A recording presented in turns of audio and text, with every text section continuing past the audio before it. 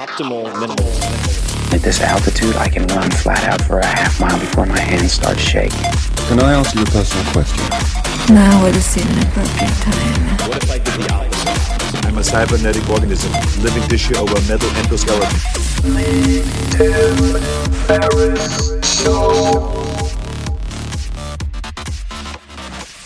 This episode is brought to you by AG1, the daily foundational nutritional supplement that supports whole body health. I do get asked a lot what I would take if I could only take one supplement. And the true answer is invariably AG1. It simply covers a ton of bases. I usually drink it in the mornings and frequently take their travel packs with me on the road. So what is AG1? AG1 is a science-driven formulation of vitamins, probiotics, and whole food sourced nutrients. In a single scoop, AG1 gives you support for the brain, gut, and immune system. So take ownership of your health and try AG1 today. You will get a free 1-year supply of vitamin D and 5 free AG1 travel packs with your first subscription purchase.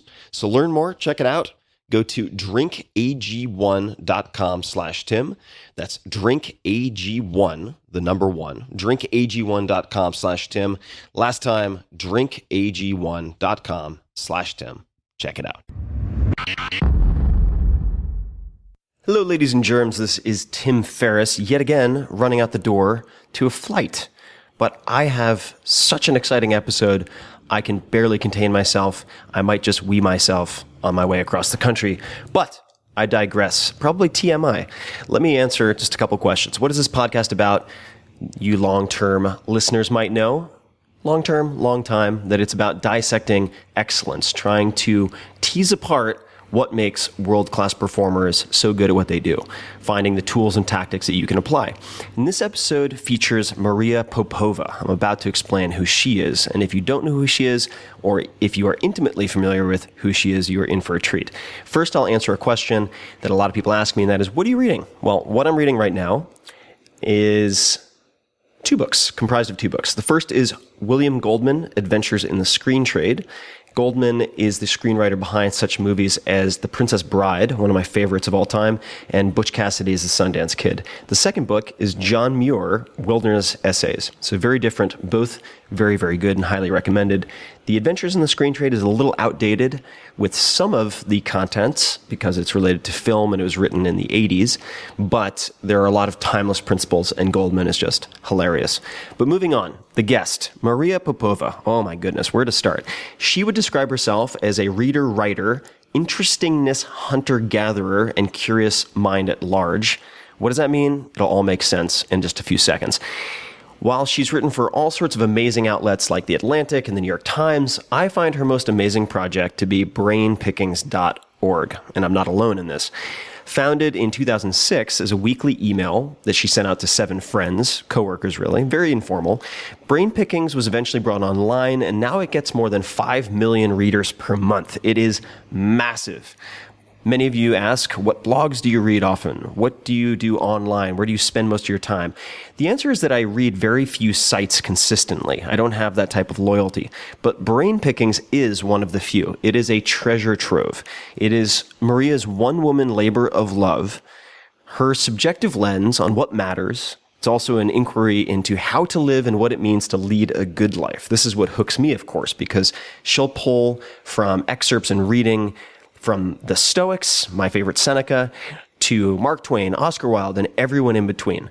Maria is good at finding the hidden gems to share, and the amount of information this woman consumes and can parse down to the finest detail of what will help you now blows my mind. She makes me look like the laziest son of a bitch ever. And of course, immediately, my questions are, how? How does she do that? How on earth does she do that? And we dig into this in this interview. Really, I try to unearth the hidden gems in her life, her workflow. It takes me a few minutes to warm up, as it often does, but once we get going, we geek out like crazy, and we talk about almost every aspect of her life, her site, her business, her workouts, her writing, her workflow, her tools, her workarounds, all of it. And I love doing this interview. I hope you love listening to it. And for bonus credit, for those of you who are super curious, might have a little of extra time to do some detective work, at one point she mentions that her Facebook fan page went from a few 100,000 people to over 2 million people without explanation. So if you are able to figure out why that happened, what contributed to that, please let me know on Twitter at tferriss, TFERRISS. I'm dying of curiosity.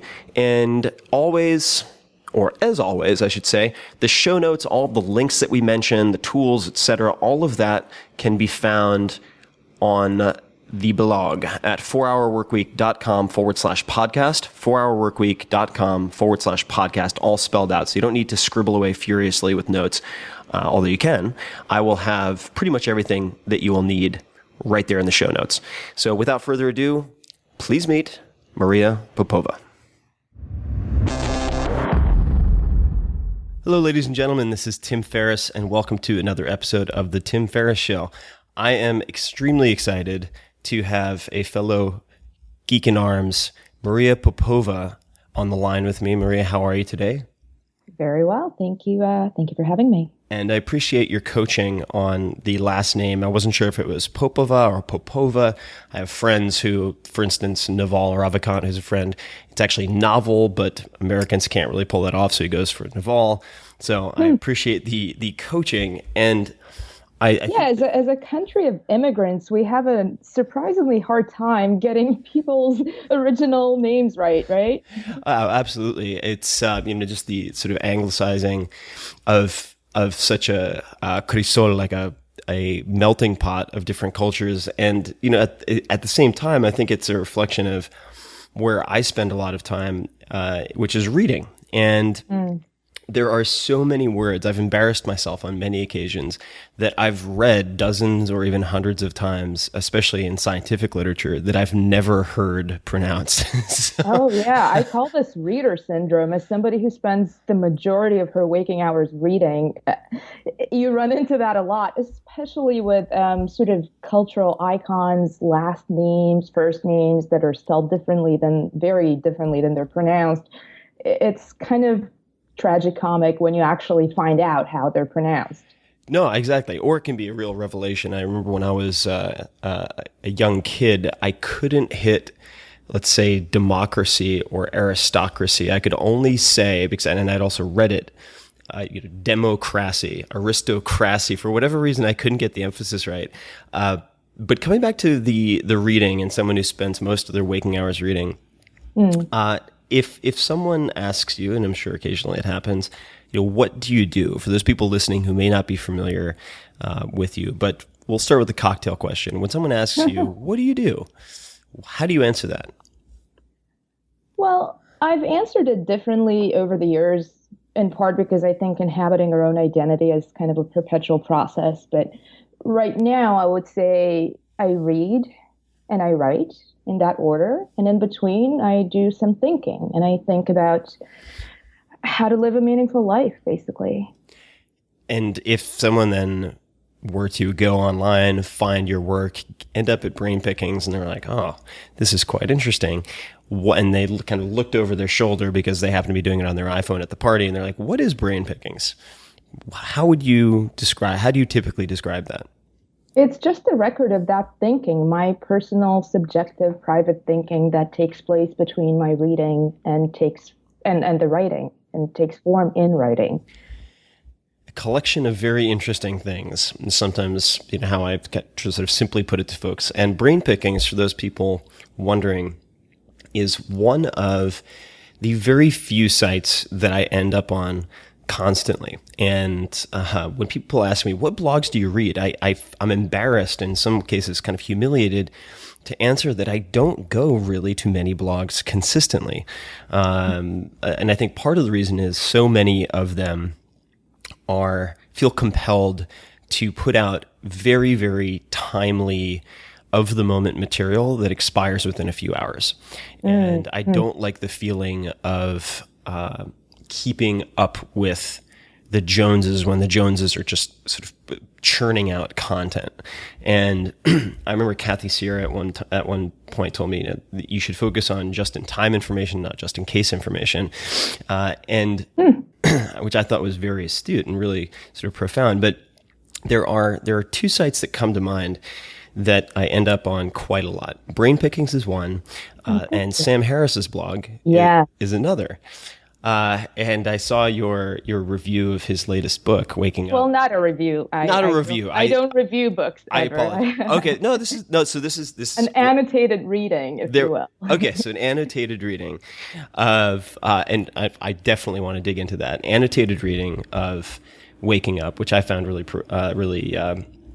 impactful for me in a lot of ways. It put words to a lot of vague sort of feelings or observations that I had for a very long time.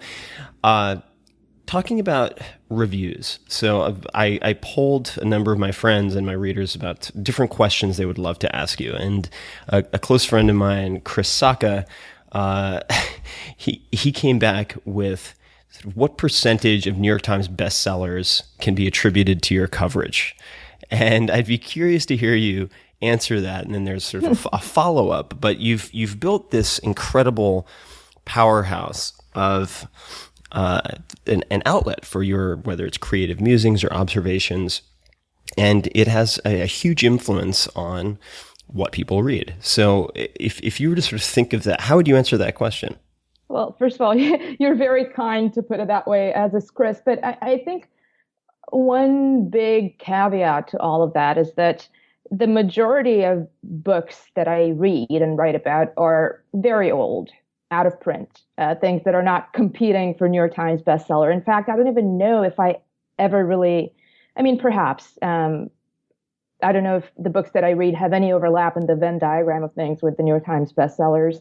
But I suspect that the reason Chris asked that question is actually that I met him through his wife, who collaborated with Wendy McNaughton, the illustrator, whose work I love, and I love Wendy, on a book about wine. And that book ended up, I wrote about it because it's lovely and sort of profound and challenges our existing ideas about sort of sensory experience. And I like things that take something very superficial and find something deeper and something unusual in it. But in any case, so I wrote about that book, and that particular piece on brain pickings seemed to do pretty well. And I think perhaps that warped Chris's idea of how much contemporary books I really sort of am interested in. Right. But I would say that's a minority.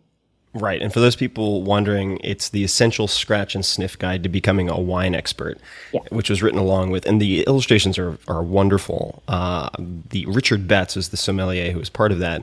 And at one point I met with him because I wanted to try to deconstruct the master sommelier test, and he said, I can show you how to do it. And it was just the pared down, sort of hacked, if you will, version still of passing the master sommelier test was so intimidating that I sort of put it on ice indefinitely. But at some point, Richard, we will talk again and form a game plan. The opposite, of course, of sort of putting out this material that expires as soon as it's out on the vine is putting out what I think you do very often, and that is sort of timely and timeless, I've heard you call it, material where you're sort of pulling from old sources or older sources, doing pattern recognition to pull from other areas to talk about, say, a theme or something that still affects people. And I was doing research for this interview.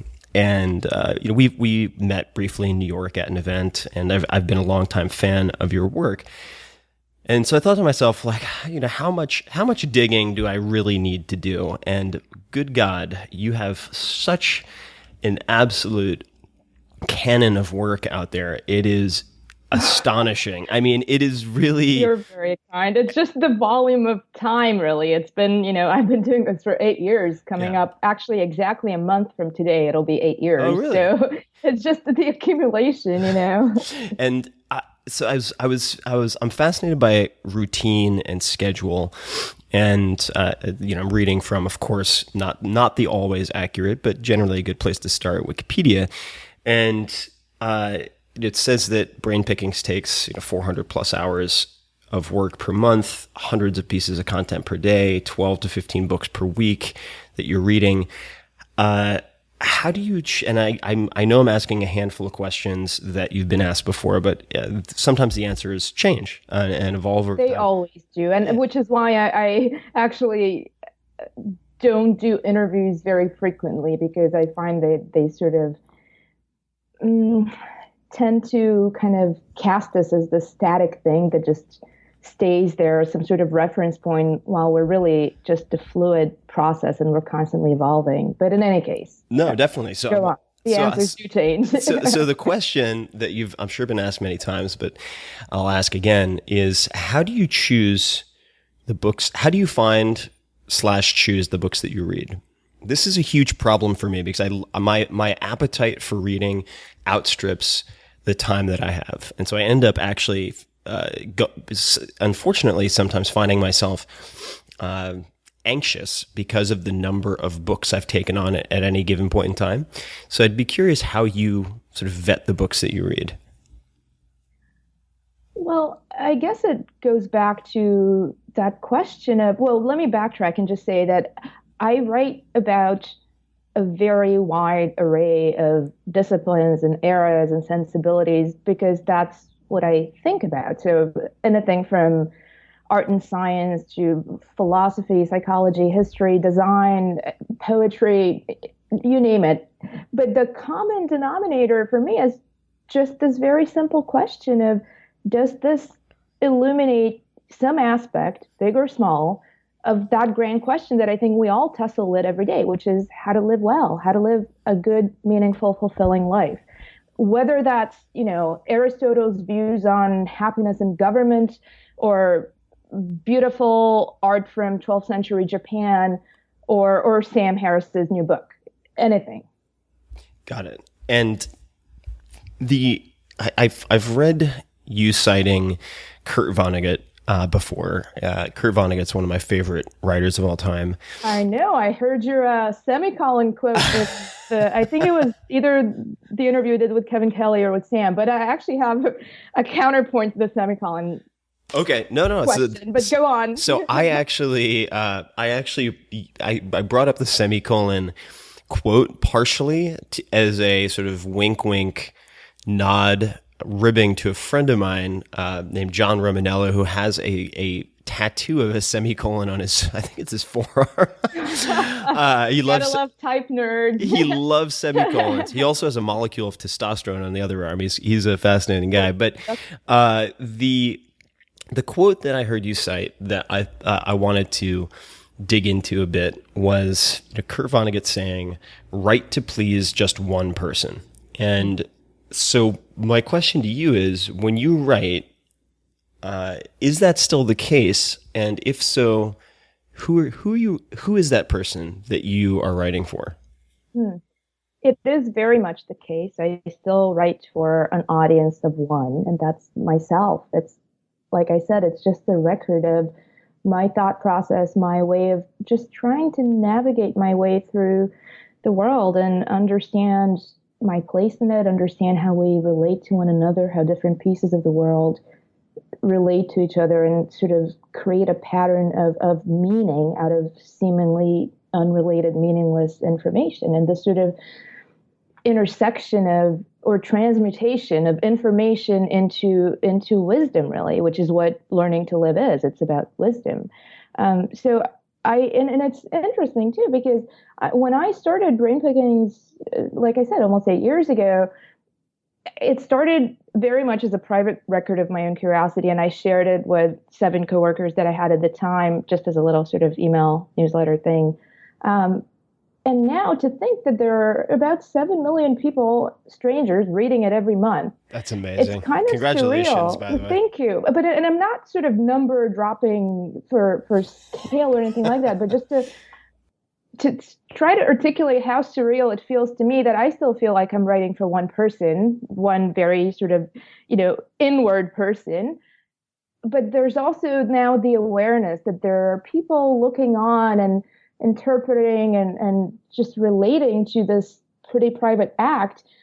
And it's a strange thing to live with, and in no way a bad thing. I'm not complaining about it, obviously, but it's just interesting to observe how one relates to oneself when being looked on by a few million people, you know? Definitely. And there's so many questions I want to ask you. We might have to do a part 2 at some point because I know we have some time constraints. But where to even begin? This is where I start fraying at the ends as an interviewer. So the first question would be related to that. There's so much temptation to dumb things down or to go after kind of the tried and true BuzzFeed type headlines.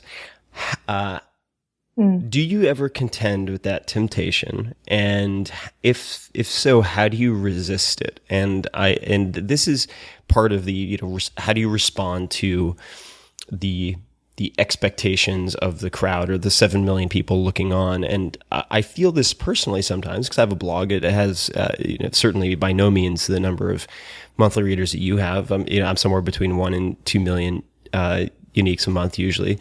But congratulations. Thank you. But even at that scale, there are times when I put out something that I feel is very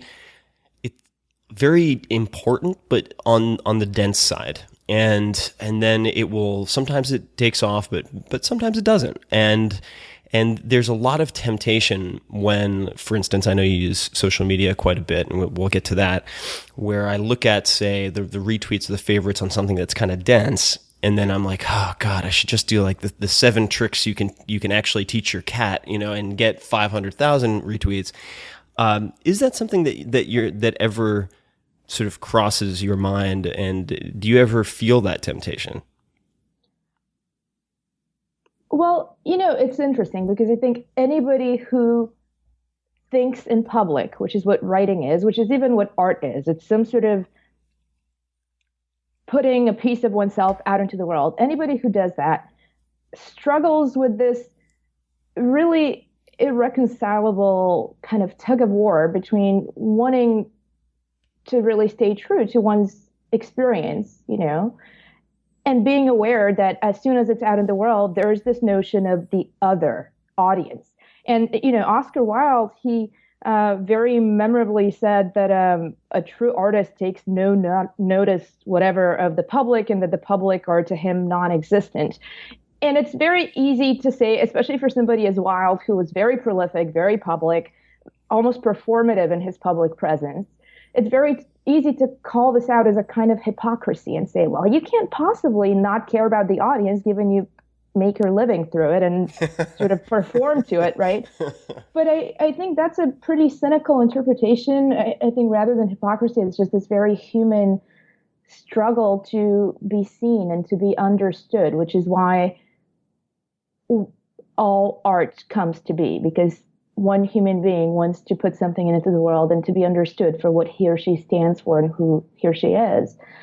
And so with that lens, I do think it's hard to say, well, I don't care about what happens to it out there, even though I write for myself and think for myself. The awareness of the other really does change things.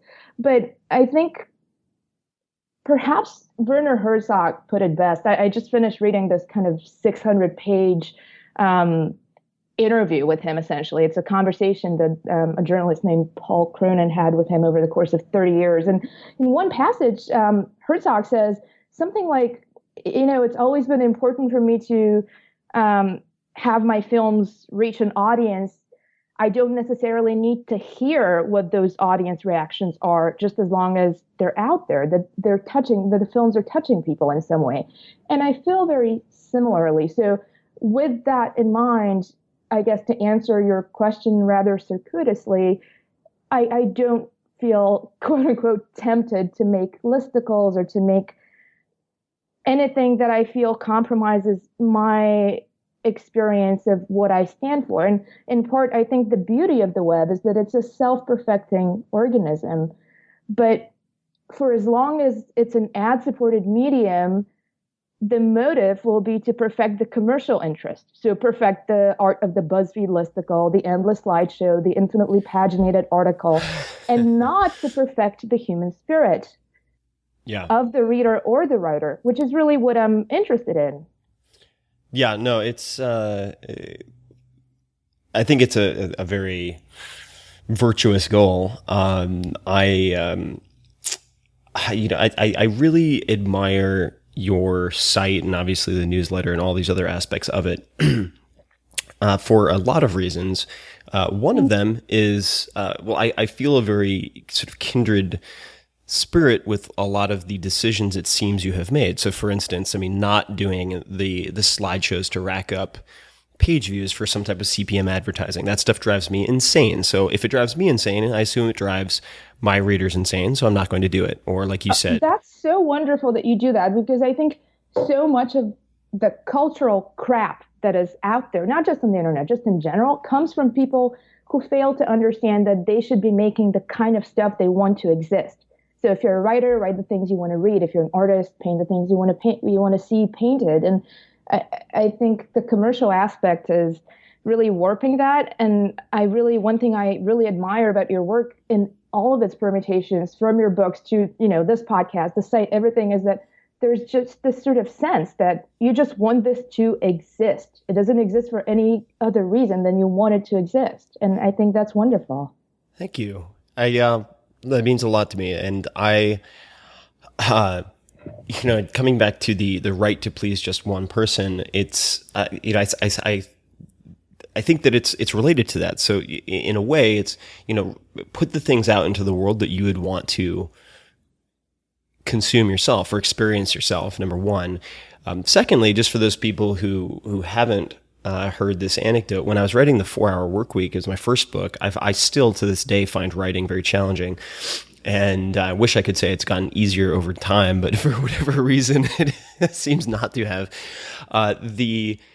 In the case of The 4-Hour Workweek, I came out of undergrad at Princeton, and many years have passed, obviously. But when I wrote the first few chapters, it was really stilted and pompous and kind of Ivy League, where I was trying to use $10 words where a 10-cent word would suffice and be a lot cleaner. So I threw out the first few chapters that I drafted, and this was a major panic attack moment. I was on deadline, and I remember I was in Argentina at the time. And then I went the other way and I said, no, I have to be loose. I have to be funny. And so I wrote a few chapters that were completely slapstick ridiculous. I mean, they sounded like Three Stooges put on paper. And so I had to throw out those few chapters. And of course, I'm doubling down on my anxiety at this point, and decided at one point that I was just going to have a little bit of yerba mate tea, 2 glasses of wine, and no more than 2 glasses of Malbec, and sit down and start to write. What is that? Malbec is just this wonderful varietal in South America, best known in Argentina, but there's actually some really nice Malbec wines in Chile. They were, as I understand it, it was viewed almost as a garbage grape in Europe, but it was brought by the Italians to Buenos Aires and has developed this worldwide fame because of its cultivation in Argentina. So there's a lot of metaphor there that I also like, but drank 2 glasses of wine, sat down, and literally opened up an email client and started typing The 4-Hour Workweek as if I were writing it to 2 of my closest friends. One was an investment banker trapped in his own job, and he felt like he couldn't leave because his lifestyle was swelling to meet his income. And then the other was an entrepreneur sort of trapped in a company of his own making. And so these 2 very specific guys in mind, I started to write with just enough alcohol to to sort of take the edge off. And that's how I was writing in that case to please just 2 people. But that's the only way I could make it work. Your schedule. So I've read of your schedule, but I'd love to hear the current iteration of that. It seems like you have a fairly regimented schedule, which would make sense if you were putting the number of hours into reading and writing that you do. So what does your current day look like? Well, I'll answer this with a caveat. The one thing I have struggled with or tried to solve for myself in the last few years, couple of years maybe, is this sort of really delicate balance between productivity and presence, and especially in a culture that seems to measure our worth or our merit or our value through our efficiency and our earnings and our ability to perform certain tasks, as opposed to just the fulfillment we feel in our own lives and the presence that we take in the day to day. And that's something that's become more and more apparent to me. So I'm a little bit reluctant to discuss routine as some sort of holy grail of creative process, because it's just really, it's a crutch. I mean, routines and rituals help us not feel like this overwhelming messiness of just day-to-day life would consume us. It's a control mechanism, but that's not all there is. And if anything, it should be in the service of something greater, which is being present with one's own life. So with that in mind, my day is very predictable. I get up in the morning, I meditate for between 15 to 25 minutes before I do anything else. What time do you wake up, typically? Exactly 8 hours after I've gone to bed, so it varies. Okay. I'm a huge proponent of sleep. I think when I write, when I guess try to think, what I do is essentially make associations between seemingly unrelated ideas and concepts. And in order for that to happen, those associative chains need to be firing. And when I am sleep deprived, I feel like I don't have full access to my own brain, which is certainly, I'm not unique in that in any way. There's research showing that our reflexes are severely hindered by lack of sleep. We're almost as drunk if we sleep less than half the amount of time we normally need to function. And I think ours is a culture where we wear our ability to get by on very little sleep as a kind of badge of honor that bespeaks work ethic or toughness or whatever it is. But really, it's a total profound failure of priorities and of self-respect. And I try to sort of enact that in my own life by being very disciplined about my sleep, at least as disciplined as I am about my work, because the latter is a product of the capacities cultivated by the former. So in any case, so I get up 8 hours after I have gone to bed. I meditate.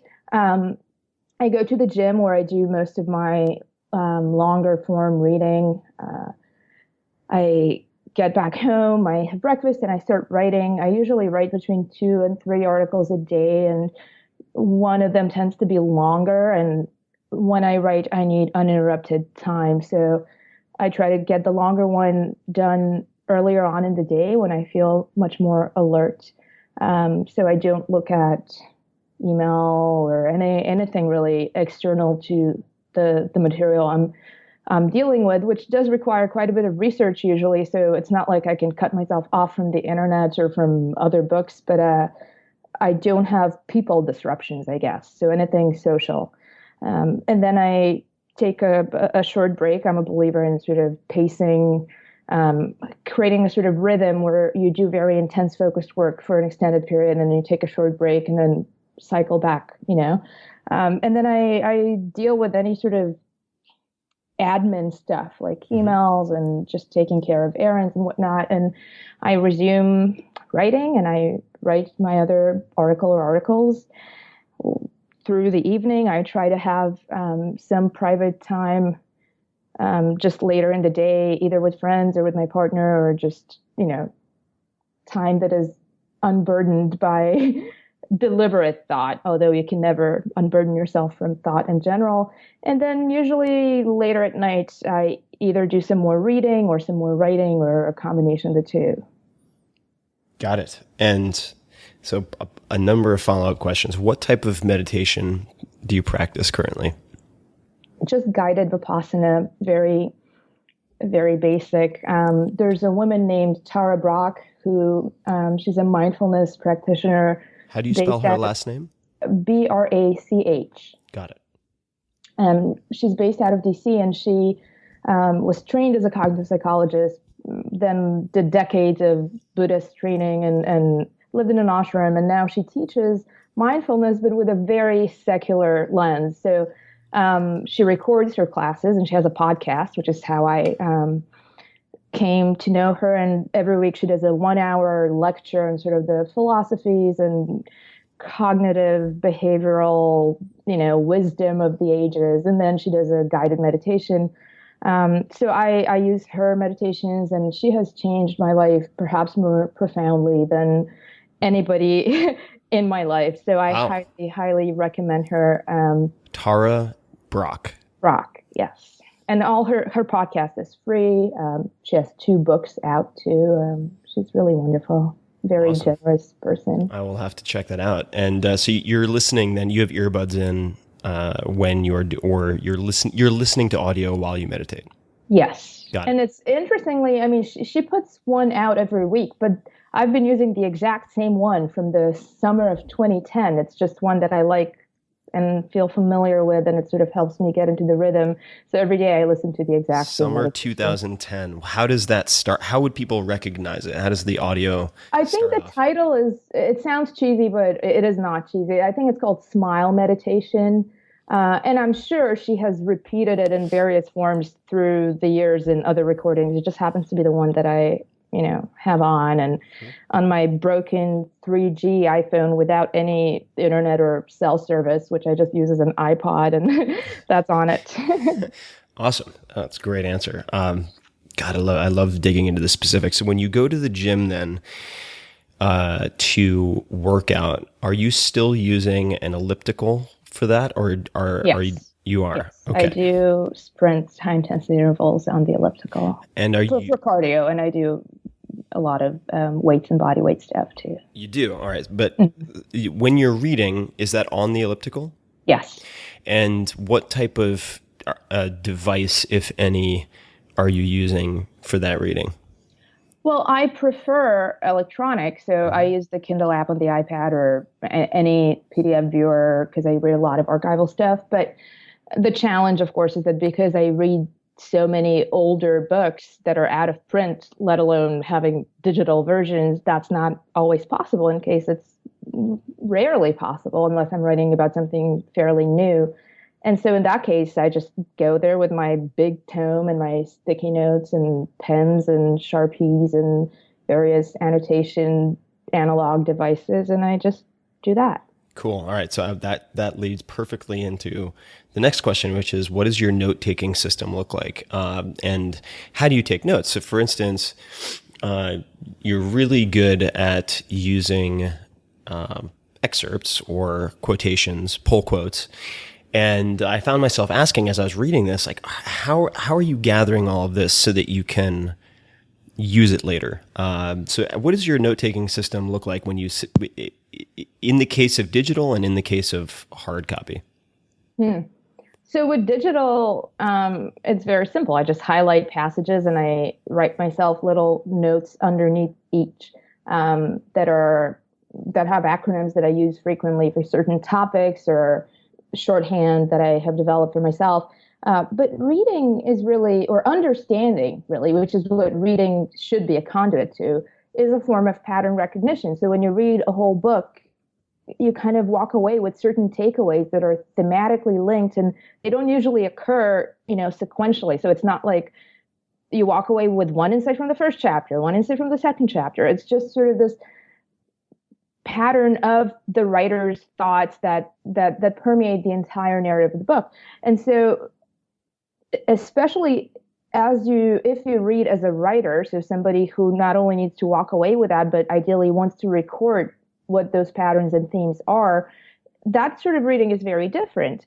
And so what I end up doing with analog books in particular, and I've sort of hacked some systems of doing it electronically, but they're imperfect, is on the very last page of each book, which is blank usually, right before the end cover, I create an alternate index. So I basically list out, as I'm reading, the topics and ideas that seem to be important and recurring in that volume. And then next to each of them, I start listing out the page numbers where they occur. And on those pages, I've obviously highlighted the respective passage, and I have a little sort of sticky tab on the side so I can find it. But it's basically an index based not on keywords, which is what a standard book index is based on, but based on key ideas. And I use that then to sort of synthesize what those ideas are once I'm ready to write about the book. Okay, I have to geek out on this because I'm so excited now. So as it turns out, with analog books, I do literally exactly the same thing. I usually start with the inside cover, but I create my own index. And of course, they don't have to be in order, so you can sort of list them in my particular case, in any order. I also will have sort of a couple of lines dedicated to PH, and PH just refers to phrasing. So if I find a turn of phrase or wording that I find really... Oh, I do that too. Oh, really? But I call it BL for beautiful language. Oh, that's so cool. Okay. So there's that. And then I have,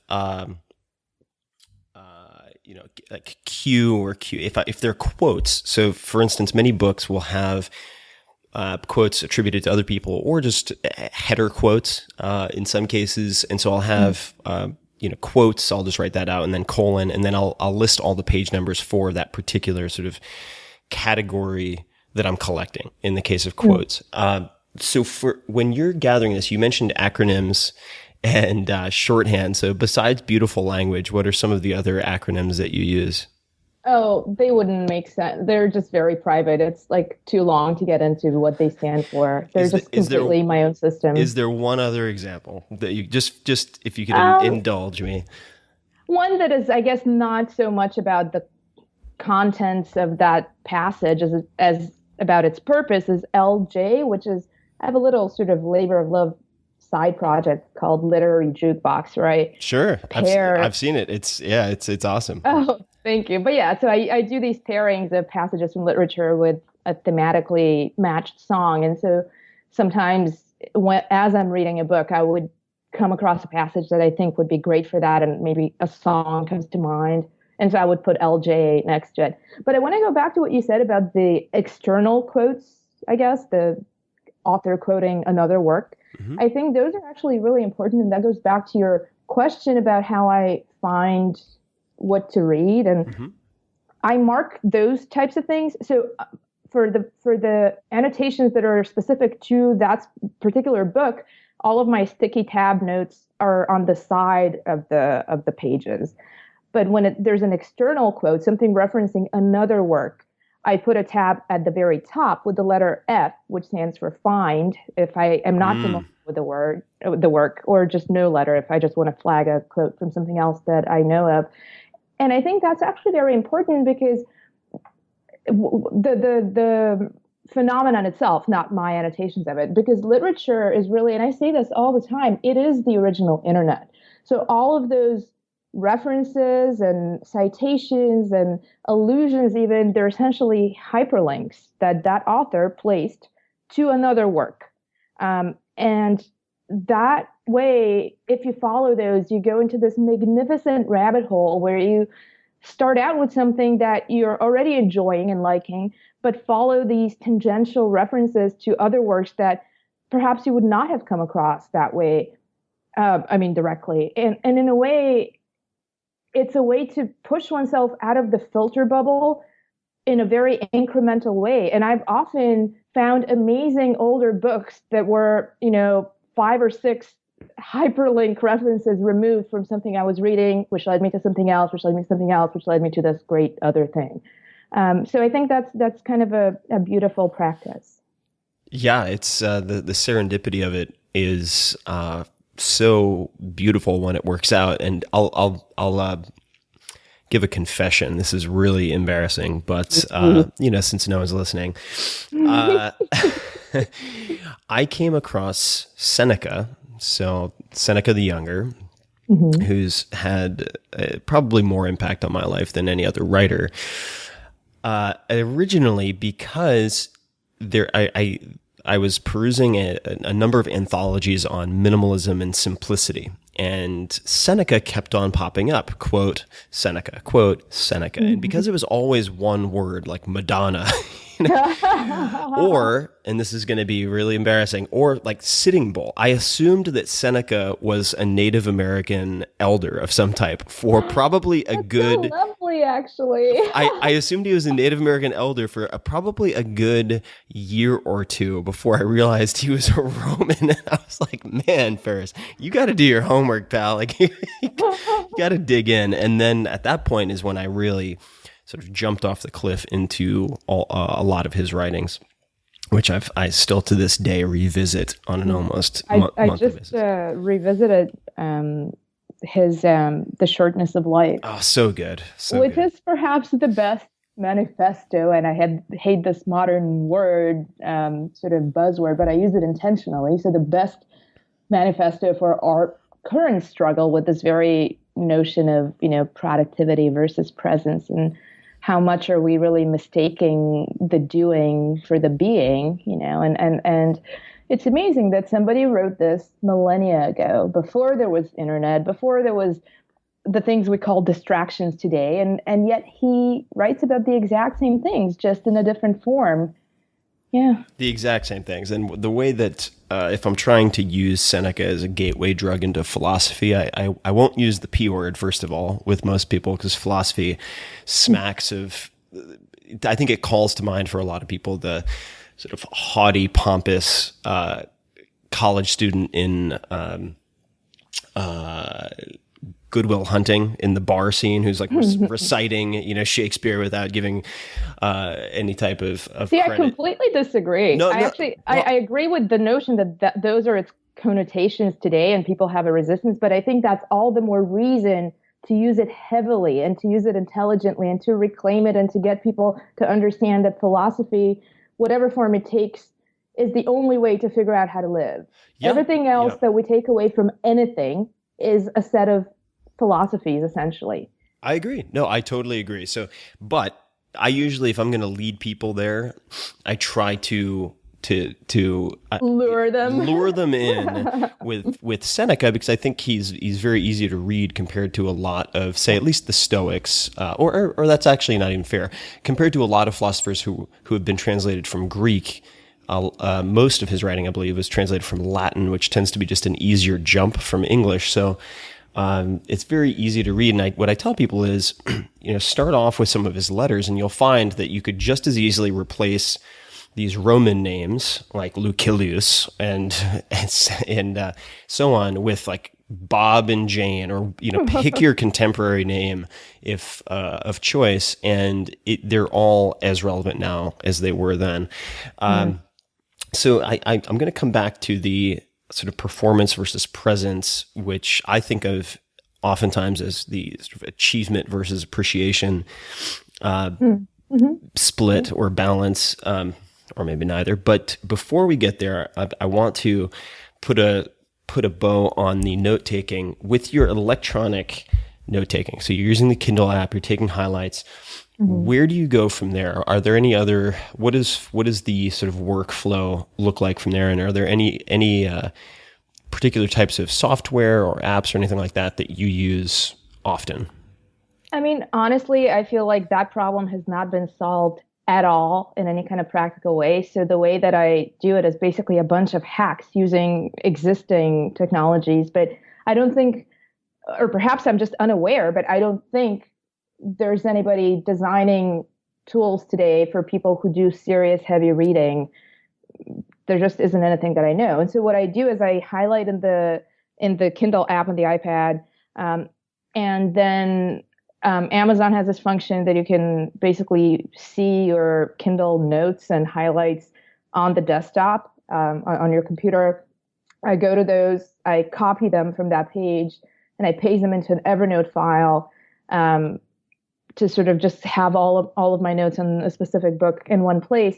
But sometimes I would also take a screen grab of a specific iPad, Kindle app, Kindle page with my highlighted passage, and then email that screen grab into my Evernote email, because Evernote has, as you know, optical character recognition. So when I search within it, it's also going to search the text in that image. I don't have to wait until I finish the book and export all my notes. And also it's the formatting is kind of shitty on the Kindle notes on the desktop, where you can see all your notes. So if you copy them they paste into Evernote with this really weird formatting. So it tabulates each next note indented to the right. So it's sort of this cascading, long cascading thing that shifts more and more to the right of the page. Oh, that's horrible. It's like an email thread. It's like an email thread, except there's no actual hierarchy. These are all, and so if you want to go fix it, you have to do it manually within Evernote. And, I read, on the Werner Herzog book, for example, which is 600 pages, I have thousands of notes. So imagine thousands of tabulations until the last one is so narrow and long that it's just like unreadable. So hence my point about just there is no viable solution that I know. Got it. Okay, so let me just, because this may or may not help. For me, it was a huge shift in how I manage Evernote, because I'm looking at this list of questions, and I'm not reading entirely on script, but I have a collection of questions in Evernote right now, and one of the things I realized about formatting and transposing things from, say, the my Kindle page, if you log into your Amazon account through kindle.amazon.com, or copying and pasting from many different places, is going to, I don't know if you've tried this, but edit and either paste and match style or paste as plain text, and it tends to remove all of that headache. I'd say 9 times out of 10. So if the problem with that, I did try that once, but when you remove the style, it makes all the metadata look the same as the text. So on every highlighted passage, I also have my own notes. I see. Got it. Plus, Amazon's own thing that says, add note, read at this location, delete note. And so it all merges it and becomes just hideous. It's just impossible to read. God, I wonder what to do there. Yeah, I used to take notes and drop them into Text Wrangler, which is used for coding a lot, just to remove the formatting, and then put it into Evernote. Yeah, I do that with Coda. Yeah, it's true though. But there's got to be a solution. And the thing is, Evernote, I love Evernote. I've been using it for many years, and I could probably not get through my day without it. But it has an API, which means somebody can build this, And is there a way to I even thought, I was at one point so desperate and so frustrated, which I think is the duo that causes all innovation, desperation and frustration. I thought maybe I should just save up some money and offer a scholarship or a grant for a hackathon for somebody to solve this for me, That's a great idea. I'm still not, I'm still sort of contemplating that. Okay, well, we'll talk about that separately. I think that's something that we could absolutely explore. And for all of you programmers, coders out there, please take a look. This is actually not as rare an issue as you might expect. One question for you on the Kindle highlights, because I've run into this.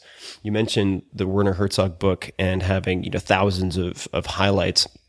Have you run into instances where you'll read an entire book, you're super impressed, or not, but regardless, you have hundreds of highlights, and you go to look at those highlights, and you're restricted to only seeing it says 200 highlights, 81 available, or something like that. Right. So how often does that happen to you? Because that's happened to me where I've taken so much time to meticulously highlight stuff, and then I'm only able to see 25%, and it's so infuriating. And I think it's a limitation that is determined by the publisher. Yes, it is. And so I'll tell you why it hasn't happened to me much.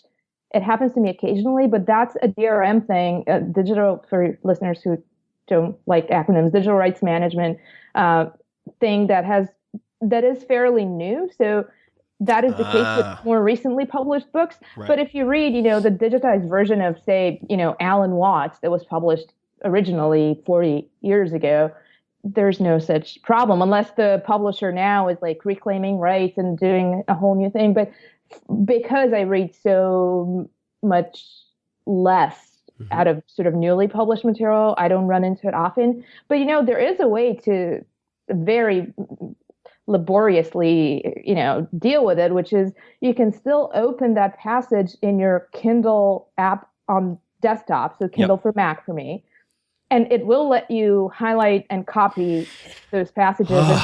paste them into your Evernote in between the missing parts, but it's obviously completely not conducive. I have done that, and it's so horrible because you also get the like excerpted from like 3 lines for everyone. So just publishers, if you're listening to this, you are making it harder for people like Maria who have 7 million uniques per month to share your stuff. So please up your threshold. Do you have anybody helping you with brain pickings, or is it just you? The actual reading and writing, obviously, is just me. But as of about 10 months ago, I have an assistant, Lisa, who's absolutely wonderful, and she just helps me with admin stuff that has to do with my travel or email or scheduling things that I feel is weighing me down so much. I operate so much out of a sense of guilt for sort of letting people down, and as you know, I'm sure when you get to a point where the demands are just incomparable with what you can even look at, then you kind of need to have help in order not to either go insane or live with a constant guilt over not addressing things. So, and was there a particular?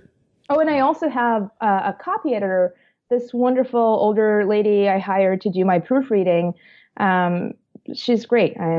That's all I can say. I think proofreading is really, really important, and I'm constantly embarrassed if I have a typo, which, as you know, as a writer, you cannot proof your own work.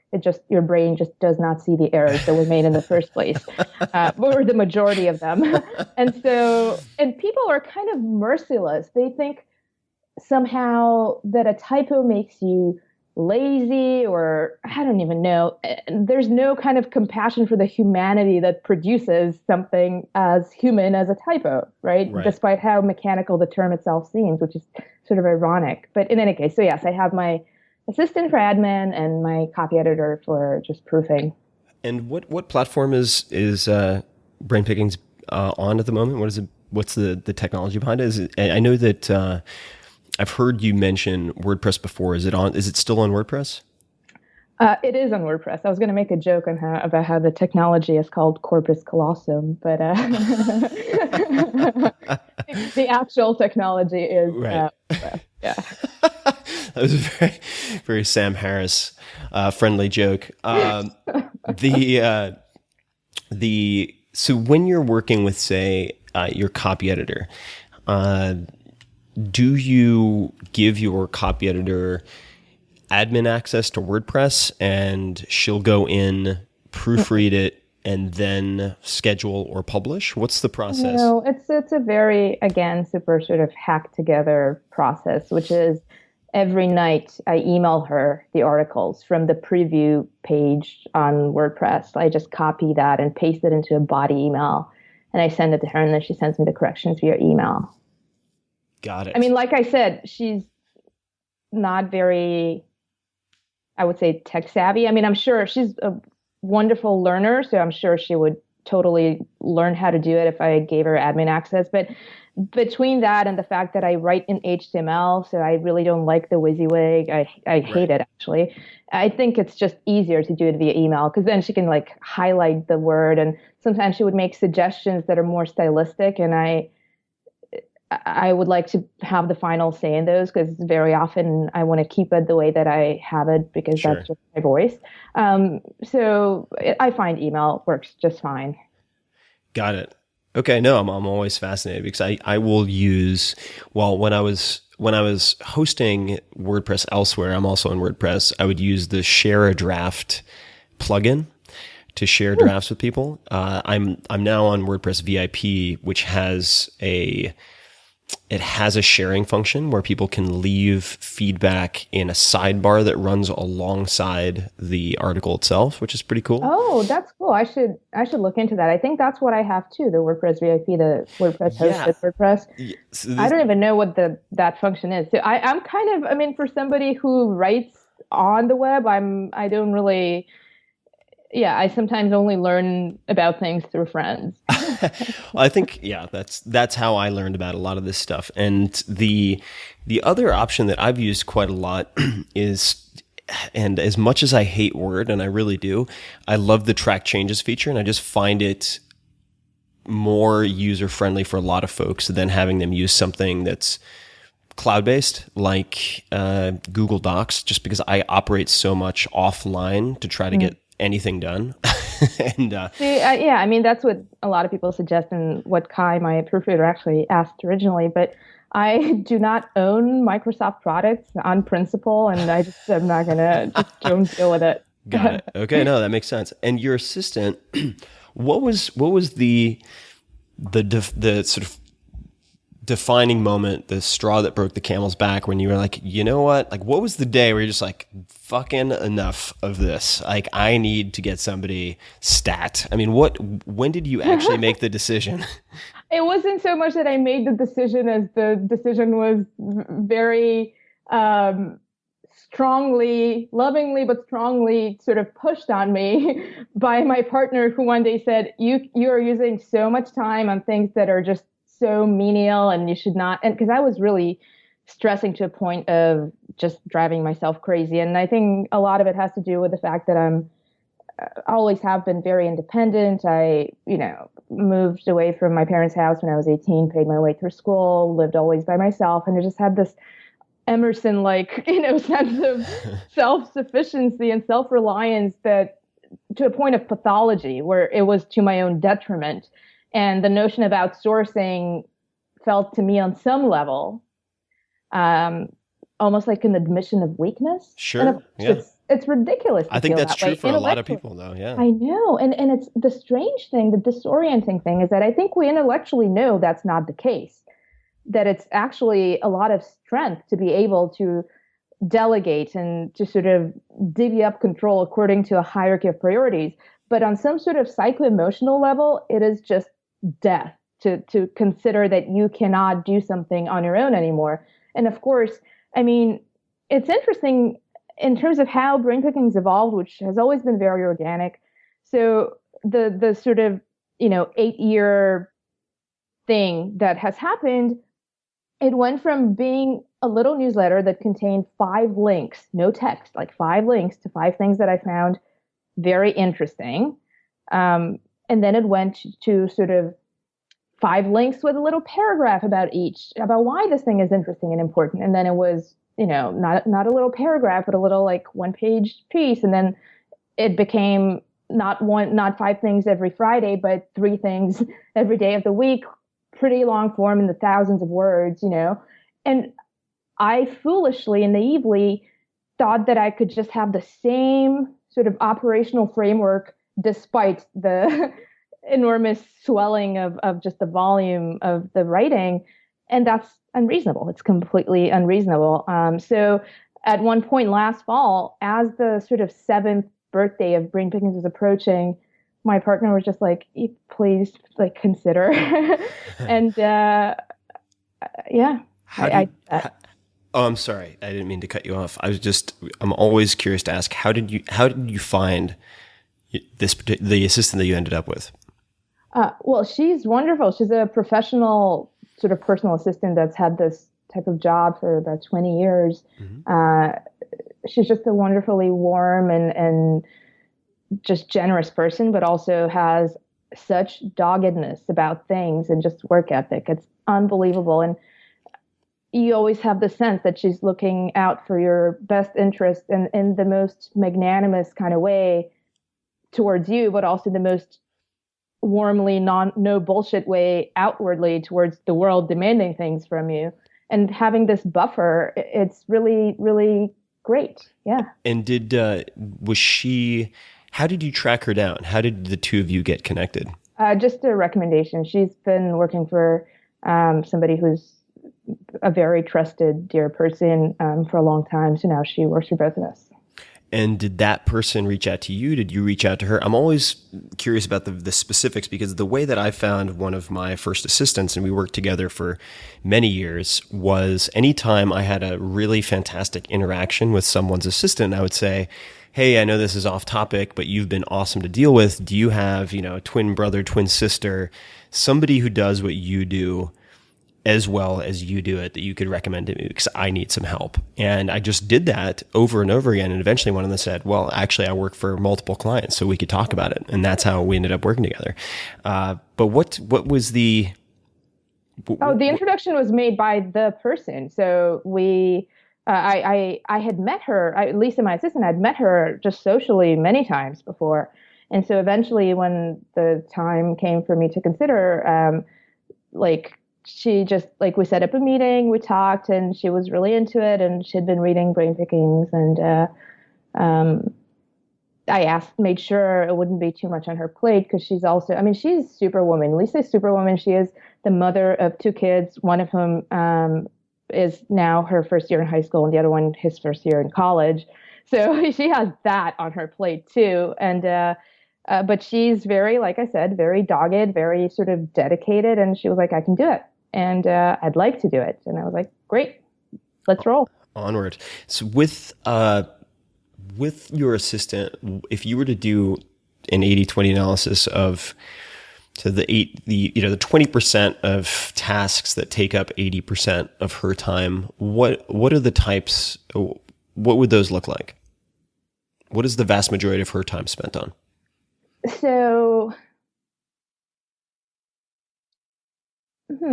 a lot of it is, I guess, coordinating travel and things, but I'm trying to really, I have this new-ish commitment to really not do any speaking at commercial conferences anymore, but to speak to students, because I think it's important. And what it takes out of me, which is a lot, speaking takes out a lot of me, because I'm a writer and I also don't really recycle talks. I like to write something original. And when it's a commercial conference, it just doesn't add up for me what I get out of it, because I usually donate my commissions due to the local public library and whatnot. But with students, it is worth my time. If I dissuade even one journalism student from going into buzzworthy land, after graduation, that's worth it to me. And so even though I've scaled back on the speaking, I now am getting all these college requests. And so that takes so much time, especially coordinating, because a lot of them are organized by sort of student volunteers, and they're kind of still learning what it means to, schedules and deadlines and advance notice. And so Lisa is sort of wrangling that.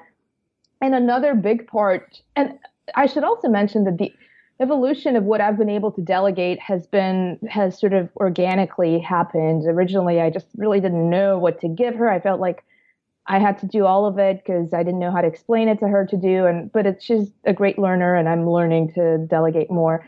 But another thing, because my site runs on donations, I sort of make an effort to send handwritten thank you cards to, just at this point, randomly picked donors every month.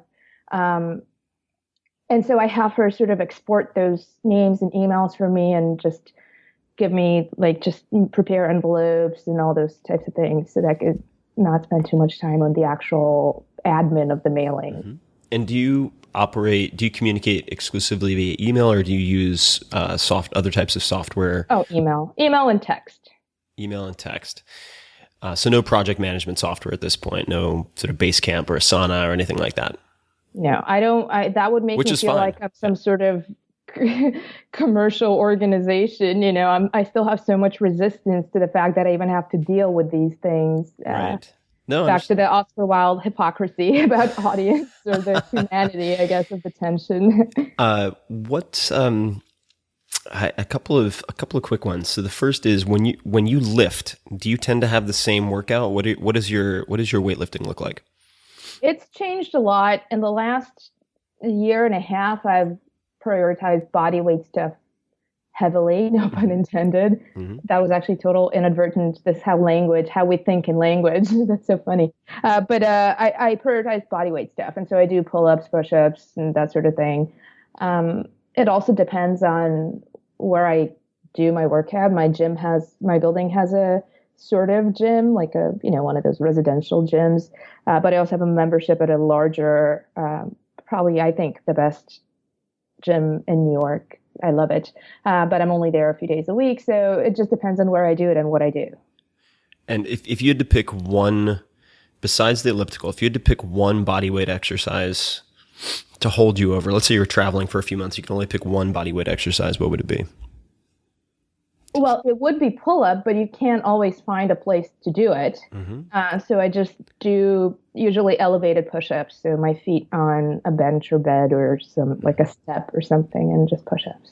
Cool. A great little hack for pulling motions while traveling is putting your feet on a chair and going underneath a table to do basically inverted bent rows.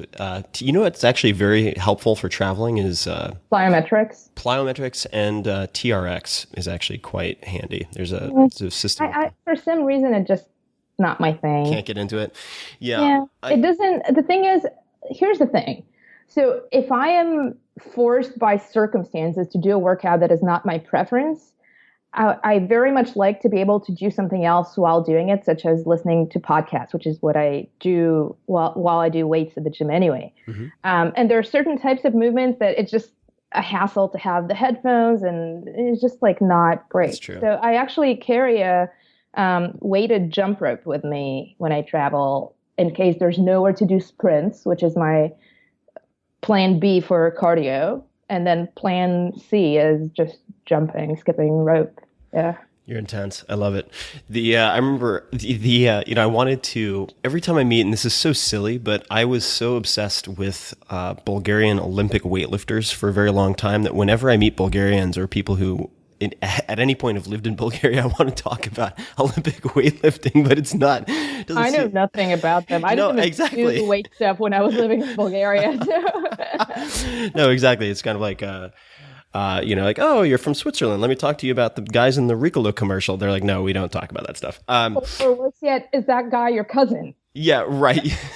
Right. You must know. Like, no, I actually don't. Like, I know I went to X, Y, and Z college, but there are 5,000 people per year. It doesn't always work out. You mentioned the donations. I want to talk about the site. So it appears, and I dug around a bit, but it appears that you have no comments or dates on your posts. Is that accurate? I don't have comments. I do have dates. They're in the URL. So the dates. Oh, they're in the URL, but they're not in the post. They're in the URL structure, but they're not in the displayed post itself. Yeah. So the reason for that is because I do think we live in an enormously news fetishistic culture, and the reason I do what I do is precisely to decondition that, because we think that if something is not news and it's not at the top of the search results or the top of the feed, because all feeds are reverse chronology, and there's an implicit hierarchy of importance to that. We think if it's not at the top, it's not important. And you would understand, writing about Seneca, it really doesn't matter what the date stamp on it is. But Definitely. I think because culture conditions us so much, people, when they see a date stamp, they sort of think, oh, this was like 2 years old. Oh, and it's really, 2,000 years old. But because a lot of academics actually use brain pickings to reference. So I constantly get things. This is another thing that Lisa deals with, like requests from textbooks for citations or, whatnot. And those people actually need the dates. So I've made it so that if you actually look, it's kind of easy to see, or I can just tell them when they write and ask me what the date is, look in the URL. But it's just not one of those immediate things that slaps you over the head like a newspaper front page, Definitely. I actually have done the same thing for quite a few years. And if you go to any permalinks, so if you get linked to any of my posts directly on the blog, the date is there in the URL, but also at the very bottom of the post after the related links. So for the same reason, because there's so much bias against older material. And I think some of my older stuff is, it depends on the person, obviously, in the context, but it's an easy way to have a high sort of abandonment rate is to timestamp the comments. Did you ever have comments, or have you never had comments? I did originally, and then I was like, you know what? I kind of feel like Herzog does. I don't really care to hear. I do write for me. I'm very gladdened by people who are in any way moved or touched. But the comments I was getting, I've been fortunate enough not to really get any, trolling or anything like that. But they were kind of vacant, or people trying to plug their own thing, or spam. And it was taking more of my time than it was worth. And so instead I've made my contact information very easily accessible. So if someone has something of substance and urgency to say, which is, I think, the two things that compel people to reach out, they'll do it via email behind their own name and not anonymously. And then, I mean, I do get a lot of emails from readers, and those are valuable, but I don't really care for comments. Now, the flip side of that is that now that I have the Facebook page, having something mysterious happened with the Brain Pickings Facebook page last fall, where it just started growing so fast. I have no idea why. I was going to ask you about that, because if you look at, say, that your Twitter follower growth versus your Facebook growth, the Facebook just kind of took off. Yeah, it was in about October of last year, and it went from 250,000 to now, I think it's like something million. Close to 3 maybe. So more than tenfold in less than a year. I have no idea why. I've done nothing differently. I don't really enjoy Facebook. I do it reluctantly because I know I get a lot of emails from readers elsewhere in the world who actually use Facebook as their primary thing. And they're such sweet notes, people who just are stimulated and inspired and moved in a way that perhaps they wouldn't be if they hadn't read that piece about some random thing that I read and wrote about. And I think it would be selfish of me to just sort of disable Facebook because I hate it. But the point of it is that you have comments on there. And Lisa, my assistant, actually, that's something I delegated her a few months ago, just to completely deal with them. I can't deal with them. I can't, and not for any other reason that I have complete allergy to people pronouncing their so-called opinions without having actually digested or even engaged with the thing. So people would comment on the basis of like a thumbnail image or the title, make really outrageously inaccurate comments, clearly not having read the piece. And this kind of snap reaction thing that I think social media to a large extent perpetuate, I can't deal with it. It's like a psychic drain. Like I can't even explain. I can't. So anyway. So that would answer one of my questions, which is in your header picture on Facebook, you have, this should be a cardinal rule of the internet, end of being human. If you don't have the patience to read something, don't have the hubris to comment on it. I don't care if it sounds like bitchy or anything. The point, I mean, it's interesting because I think a lot about criticism and the notion of criticism and why it's so hard for anybody. And I don't think that people have a hard time with criticism because another person disagrees with or dislikes what they're saying. They really have a hard time when they feel misunderstood, like the other person does not understand who they are or what they stand for in the world. And 99% of the time, and you actually touch on this in your conversation with Sam Harris, where you say that his ideas are not as controversial as people think when they don't actually understand what they are. Right. But the main source of anguish is not being seen for who you are, not being understood. And this kind of reactive culture where people comment without taking the care to understand what you're expressing, who you are, and what you stand for, it is so toxic. It is so toxic to readers, to writers, to us as a culture.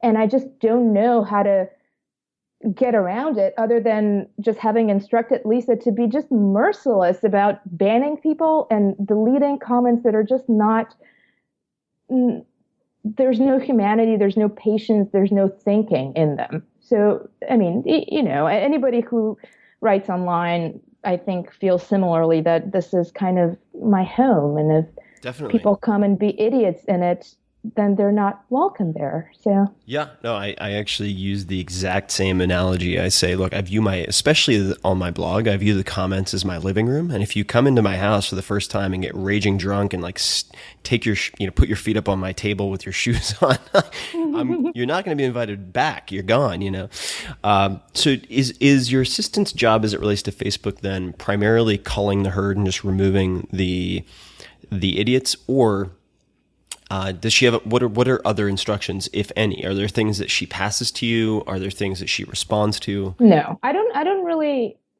care what people say, again, to the point that if people have something of substance and urgency, they will reach out. And I'm then very happy to hear from actual humans and engage in a human dialogue, which I do.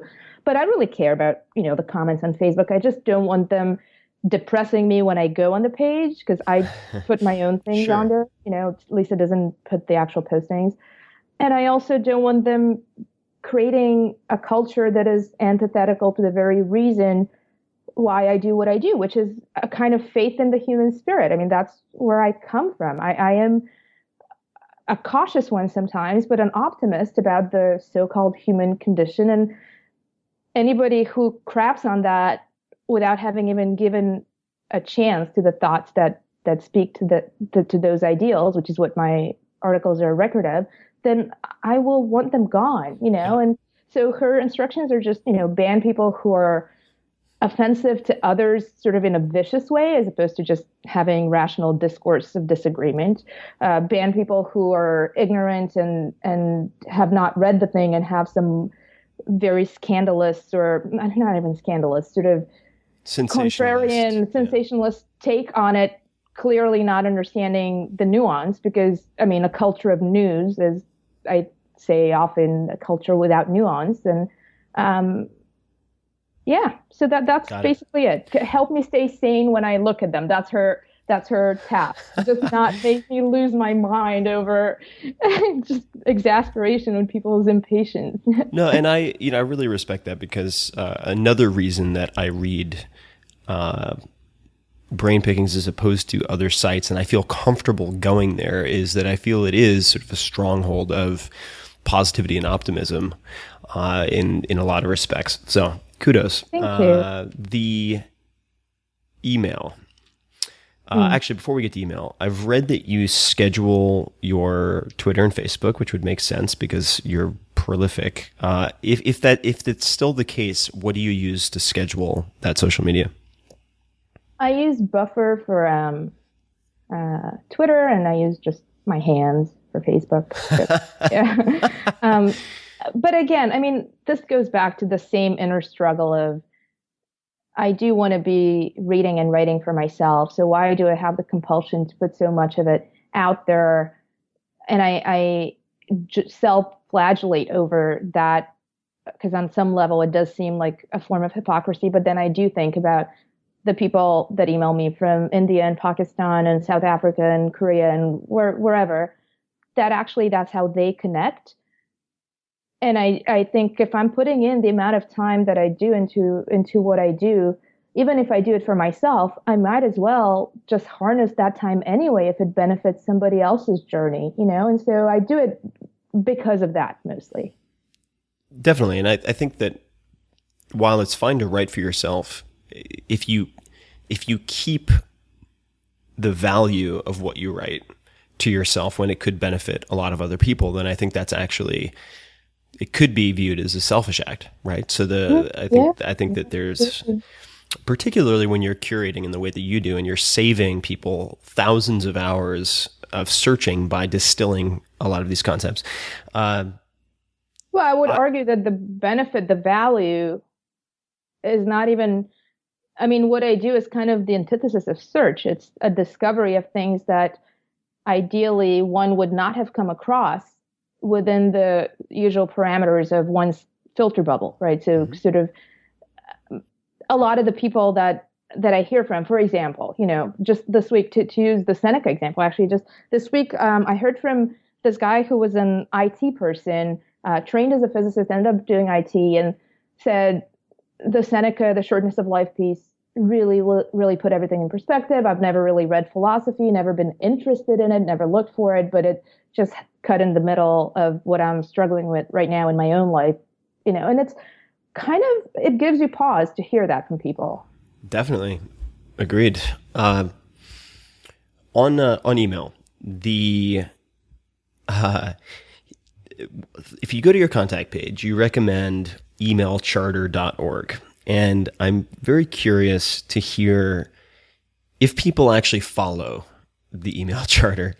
In terms of the email that you receive, do people actually pay attention to that? and Yeah, follow the yeah, rules. they do, and I'm so grateful. And I mean, but the majority of them do. Some people who reach out with the intention of self-promoting, there's usually laziness to people who self-promote for the sake thereof. So they don't usually follow. But people who actually care to have a conversation and to engage are very courteous and very sort of mindful of what I've asked, except for publicists who are never. Yeah, right. Well, I mean, I suppose if they're flying on autopilot and just blasting out a template, dear blogger. Oh yeah, I love those. The Dear Blogger, yeah. Yeah, Or what I get very often, which I think is actually hilarious. People who don't even bother to read the name of the site, so they address me Dear Brian. Rain somehow becomes Brian, and they and this the pinnacle of this was when last year at one point I opened my physical mailbox in my building, my home, and I found this bundle from the USPS, but like with an elastic band around it of mail for somebody named Brian Pickens, who lives in Long Beach, CA, or used to, I guess. And somehow that stuff got forwarded to me because I guess the guy either moved and the USPS like somehow looked things up. And I don't even know. It was such a sort of mystery and metaphor for what I deal with online. I was like, well, if USPS, how can you ask a publicist not to? So I used to have a company ages ago called Brain Quicken, and I got a telemarketing call one evening, I remember, and this guy goes, "Hi, sorry if I'm interrupting. Is this Brian?" And I go, "Excuse me," and he goes, "Brian Chicken," and I'm like, "Brian Chicken." Brian Chicken. I was like, no, and take me off your list. Goodbye. Oh God. So on the email and pitching side of things, or just on the pitching side of things, how on earth do you deal with not just cold inquiries, but how do you deal with writer friends or acquaintances who are writers that you don't want to be rude to, who want you to read their books? How do you polite decline that stuff? And maybe you don't get a lot of it. I get a ton of it. And the fact of the matter is, like, not everyone is able to put the time or effort into writing a good book. So inevitably, if I get 10 books from decent or good friends, some of them are going to be terrible. And I don't have the time necessarily or the inclination to read them all. How do you deal with that type of situation? Well, I guess you deal first and foremost by controlling not the outcome, but the cause, which is your circle of friends and acquaintances. I'm very selective about the people I surround myself with, and I like to think friendly to pretty much everybody that I meet. But my circle of actual friends is really close and really tight, and people who are just, when the sky crumbles, they're going to be there, and we're there for each other. And so with that in mind, I think there is a certain boundary that you have to put up beforehand to I guess, manage social expectations in a way. And so for those people, my friends, in large part, I mean, I should mention that the majority of my close friends, including my partner too, are people that I have met just through what I do. So there's already the self-selection of sensibility and ideals. And, I think we become a centripetal force for the kinds of people we want to be and surround ourselves with those types of people. William Gibson has a wonderful word for it. He calls it personal microculture. Mm-hmm. And even when you said early on, the kinship of spirit, I think that's so important. So, which is a long-winded way to say that when and if those inner circle people put a book out, it's a guarantee that I will like it because of who they are. Right. And so then I'm more than happy to support it. I mean, the book that we started with, the Scratch and Sniff Guide to Wine, Wendy, the illustrator, is precisely that type of person, somebody who I met through what each of us does, and she's now one of my closest human beings, And so, of course, I'm going to support her work, but not because I'm being nepotistic about it, but because that's the pre-requirement that I am moved by her work and respect it and love it, and that's how we became friends. But outside of that inner circle, I think acquaintances know that there's no such expectation. And when I do get such requests, it's a matter of, well, did the person do their homework in knowing what I actually think and write about? Because very often, I'm sure you get that too. You get pitched things that are just so outside of what you do, in which case I don't even feel compelled to respond, because if they didn't put in the time to understand what I'm interested in, why should I put in the time to explain to them why this is not a fit? Yeah, that's a great way to put it. I need to embrace that more. I think that's an area where I carry a lot of guilt. Guilt, but guilt, it's interesting because guilt is kind of the flip side of prestige, and they're both horrible reasons to do things. So often we would agree as humans, not just you and me, just anybody would agree to do things because they sound prestigious in some way, and equally avoid things because of the guilt thing, or do things because of the guilt thing. But sort of this whole Buddhist thing about aversion of, avoidance and aversion, and making decisions based out of either fear, which is what guilt is. It's the fear of disappointing somebody and then feeling disappointed in yourself, or out of sort of grasping for, approval or acclaim, which is what doing things for prestige is. I think either of those are really bad reasons to do things, and yet they motivate us a lot, or at least they sort of lurk in the back of the mind constantly. And it is a real practice to try to decondition that. Definitely. No, I like what you said about why put in the effort to explain why it's not a fit if they haven't done the homework to determine if it is a fit. I think that's a great way to put it. I want to ask, and I know we don't have too much time left, so hopefully someday, we can do a follow-up part 2. I think that'd be a blast. I'll bring some Malbec if you actually drink wine, so I can introduce you to it firsthand. But the donations, I'm very fascinated by the ad-free donation approach, and just to keep it simple, if you had to choose, say 20% of the options you're currently offering, which would you choose and why? In other words, you have people. What do you mean by the option? No. So I'll explain, or 2 or 3. So people can make one-time offer. They can make a one-time single contribution. They can. Let me simplify that question. Or they can become a member and donate, $7, $3, $10, or $25 a month. What I'm trying to ask, without being improprietous or making you feel uncomfortable, is what is working best? When you're asking people for donations, assuming that it's working, if someone were to offer 1 or 2 options instead of 4 options per month, or the single contribution versus the membership, or the membership versus the single contribution, what would your advice be to people?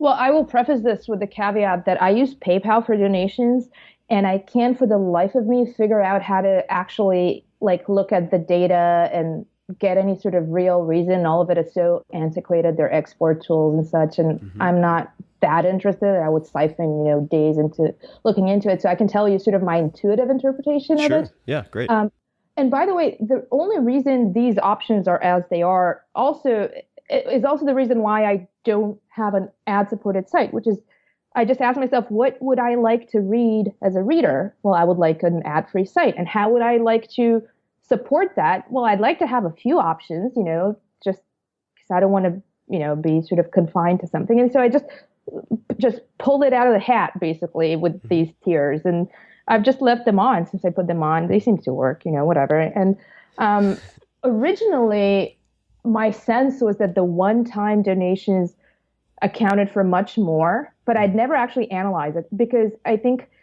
I see the alerts that come from PayPal, and sometimes people would send really large one-time donations, like things that are totally humbling and enormously generous. And I think those kind of, you kind of weigh them somehow as more than the cumulative sum of the smaller donations. So I thought the one-timers were much more. But then, and I'm pretty sure that must have been the case earlier on. Right. And I've had the recurring ones, I've had the one-time donations for as long as I can remember, for as long as I basically needed to start making money for the site, because, by the way, running the site cost me several times my rent, like all the costs associated with it. It's like crazy. So at one point, I got to a point where I had to make money. I said, I don't want to do ads. I don't believe in that. I'll have just donations. And I didn't even think of recurring ones at the time. That was years ago. And then my friend Max Linsky, who runs longform.org, we were having tea, and he said, well, why didn't you like push the recurring ones more? Because it's working really great for us. And at that point, I had the option, but it was buried somewhere on my like donation about page or something. Mm-hmm. And so I was like, okay. So I put it in the sidebar. And that was, I want to say, maybe 2011. And it started accruing slowly. And so this past year, when I did my taxes, I very reluctantly went to deal with all the PayPal tools to get the data out, basically. And I actually had Lisa pull all the Excels and whatnot. And then I did the tally to see. And to my surprise, the recurring ones, which are very small individual amounts, actually were 2-to-1 ratio to the one-time donation. Wow. And I don't know at what point it tipped over, but I think because of the scale and just how many people have these tiny, tiny donations that they contribute every month. I mean, that's such an active commitment, and it's so generous, that they add up. And my guess is that as time goes on, because the recurring ones have only been available for the last like 2.5, 3 years, whatever, they would become by far the larger sort of financial support compared to the single ones. Sure, no, that makes sense. If you had to choose, and of course this is hypothetical, but if you had to choose two of the amounts to leave in the drop down, so you have $7 a month, $3, $10, $25. If you had to choose two of those to leave up, which would you choose? Oh, I have no idea. Probably just the mathematical, logical choice, the two middle ones, the 3 and 10. Okay.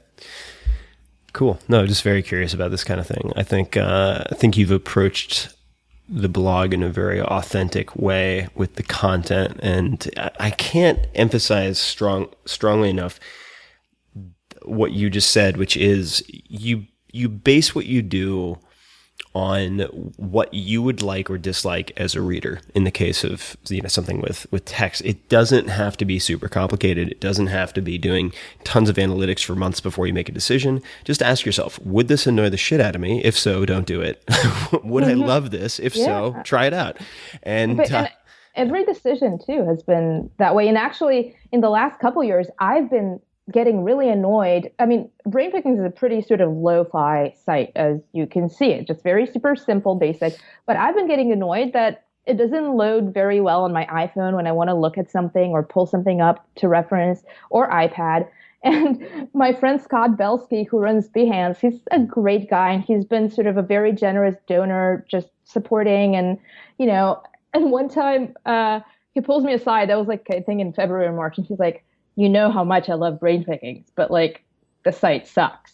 Like, he didn't say it in that way, but he was super sweet about it. And like he offered to connect me with this guy that he knew that I could hire to do responsive design. And I always have this resistance to making these sort of technological improvements, because then I feel like I don't want to be a media company. Like, I don't want to be a BuzzFeed.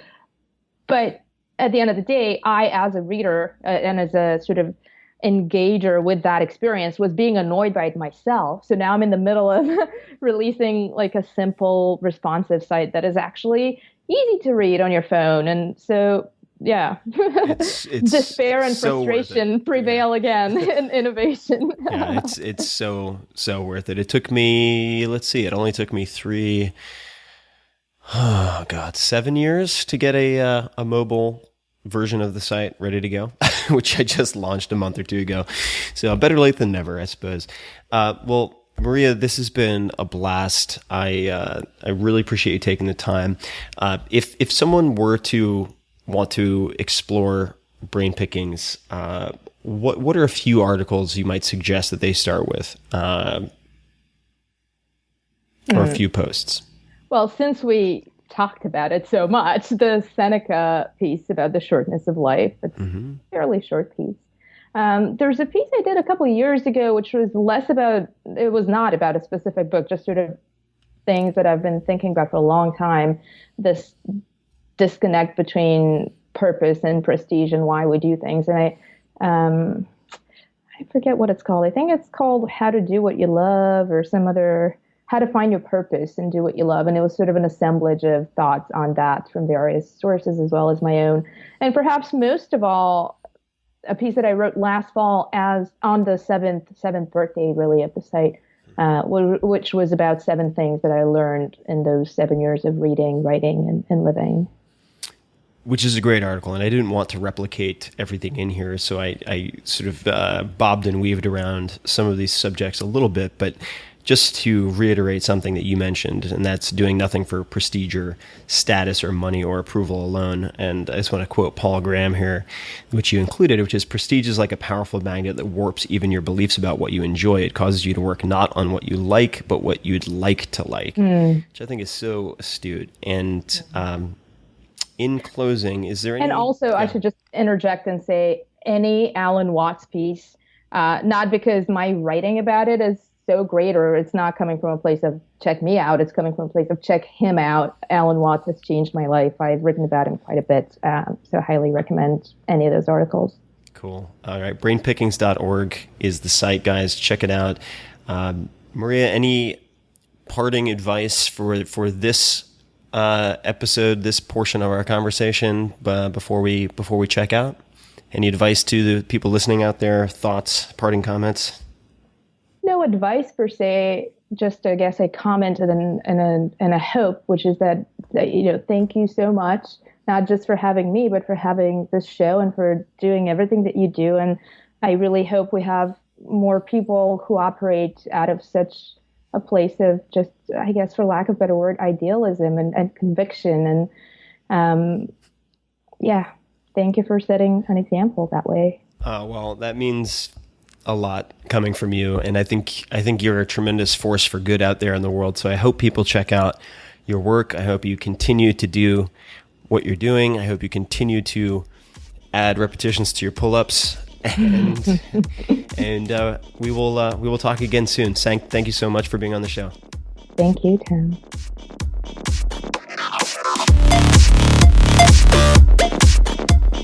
Thank you for supporting the sponsors of this show, 99 Designs, which is your one-stop shop for all things graphic design related. Go to 99designs.com/Tim to see the projects that I've put up, including the mock-ups and drafts of the book cover for The 4-Hour Body.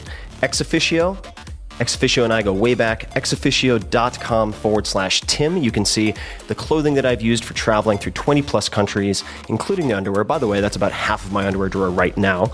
exofficio.com/Tim. You can also see the viral video that I put out, which shows you how to travel the world with 10 pounds or less. As always, you can subscribe to this podcast on iTunes, and you can find all of the links and resources from this episode, as well as every other episode, by going to 4hourworkweek.com/podcast. Spell it all out, or you can go to 4hourworkweek.com and just click on podcast. Feedback, if you have feedback, I would love your thoughts, anything at all, who you'd like to see on this show.